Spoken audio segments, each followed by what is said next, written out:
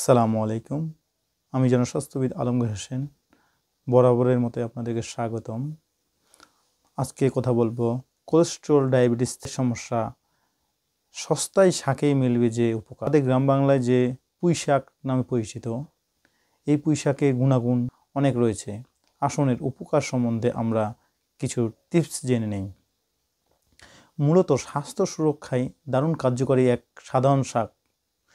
নিয়মিত খেলে কমবে কোলেস্ট্রল, নিয়ন্ত্রণে থাকবে ডায়াবেটিস ও হাড় থাকবে মজবুত।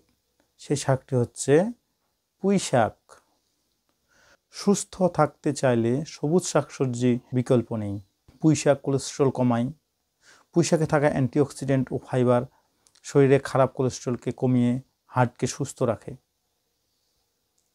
এই পুঁই শাক ডায়াবেটিস নিয়ন্ত্রণে রাখে।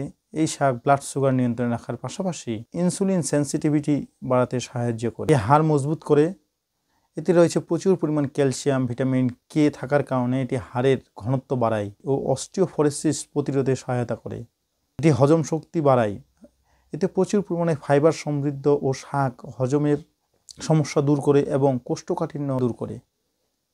এটি রোগ প্রতিরোধের ক্ষমতা বাড়ায়।